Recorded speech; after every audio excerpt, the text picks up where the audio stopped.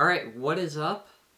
Making this very quick video, quick analysis on this trade because I'm hoping on getting out a bunch of videos today based on the moves that the Jets make. But they were the first ones to make a move today on October 9th for Free Agency Day. The Winnipeg Jets. Last night it came out as a rumor that the Jets were close to reacquiring Paul Stastny from the Vegas Golden Knights. We didn't know the package exactly or what was holding up the trade, but now it is official. A tweet from Darren Dreger here. Pending a trade call, the Vegas Golden Knights have traded Paul Stastny to the Winnipeg Jets for a 4th-round pick in 2022 and defense prospect Carl Dahlstrom. Paul Stastny is a guy that the Winnipeg Jets can acquire, or have acquired now, to fill a need in their lineup, which is second-line center. And this storyline of acquiring a proper second-line center dates all the way back to February 2018, where it started off with Paul Stastny, and now it may very well end with Paul Stastny. As you may remember, at the trade deadline back in 2018, the Winnipeg Jets acquired Paul Stastny from the St. Louis Blues in exchange for, I think, a 1st-round pick and some other pieces. But the main thing is they acquired Paul Stastny to fill the hole in their lineup that they had back then, which was a proper second-line center. And as you may remember, Paul Stastny gets acquired and he fits right in with the Jets system pretty seamlessly. He gets put right into the second-line center spot, centering Nikolai Ehlers and Patrick Laine. That line has some insane chemistry, and they perform extremely well going down the stretch into the playoffs.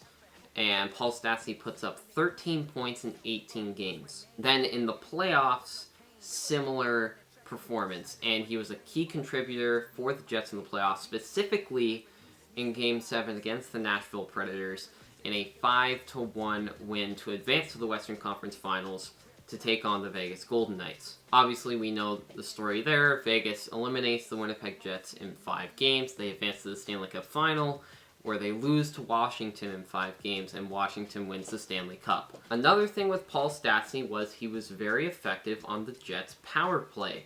And he's a pass-first mentality type of center, which is the perfect guy to put between an elite sniper in Patrick Laine and a very good goal scorer and all-around player in Nikolai Ehlers. Obviously, Paul Stastny signs a three-year deal with Vegas in 2018 free agency at $6.5 million per season. Then obviously the Jets, without being able to sign Paul Stastny, once again, they have to go out at the trade deadline in 2019 and acquire another second-line center with the hopes of re-signing him.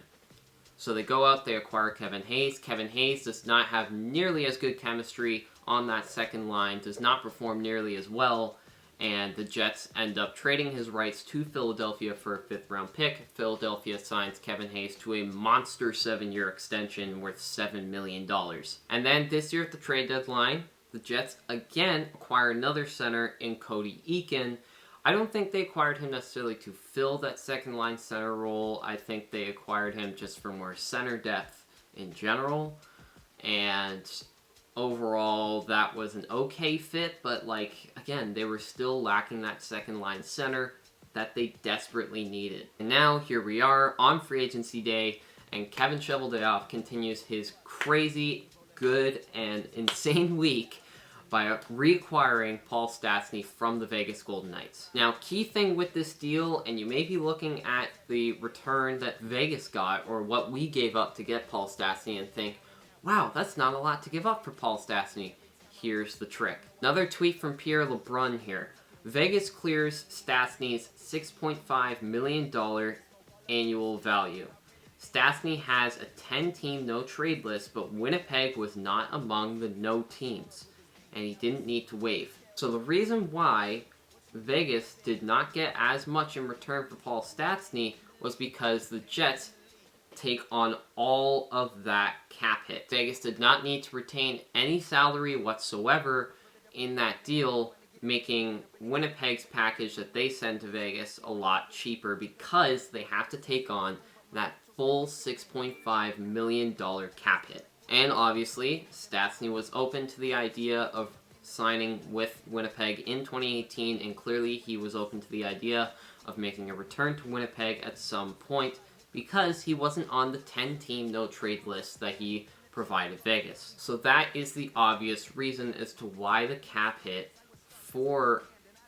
So that is the reason why the package that the Jets sent to Vegas in exchange for Paul Stastny is so low, is because of the fact that the Jets take on all of that $6.5 million cap hit from Vegas.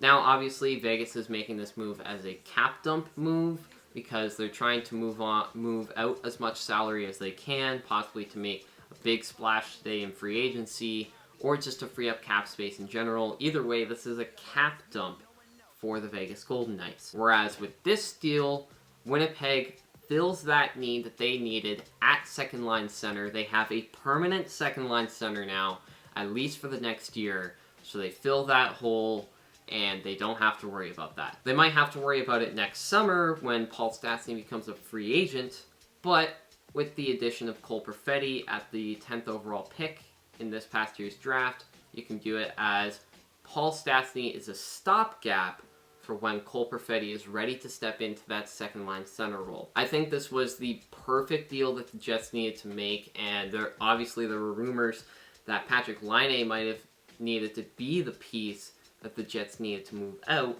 in order to acquire a second line center. But Kevin Cheveldayoff looked around the market, he saw that Vegas needed to dump cap space, and he saw Paul Stastny, and he remembered the chemistry that Paul Stastny had with Laine and Ehlers, and he was thinking, maybe I can rekindle that chemistry by reacquiring Paul Stastny, taking on all that cap hit to help Vegas, but also we don't have to give up as much in return in order to get back Paul Stastny. And if all goes well, chemistry is reignited, and the team performs so much better with a full-on second-line center. So, in the end, who do I think won this deal?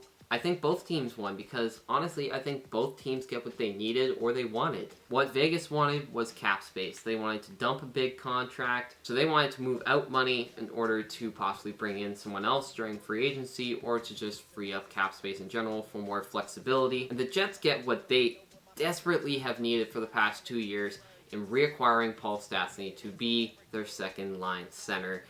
And I think, honestly, it's probably a stopgap for when Cole Perfetti is ready to go and be that second-line center that the Jets need long-term. So those are my thoughts on the deal. Let me know what you guys think about this deal. Who do you think won? Do you think the Jets absolutely stole Paul Stastny, or do you think Vegas won because, you know, we'll have to see what they do today. Maybe they acquire somebody like Alex Pietrangelo today or Taylor Hall and make a big splash today in free agency. So that is it for this video. I hope you enjoyed. If you did enjoy, please make sure to leave a like and subscribe if you're new around here.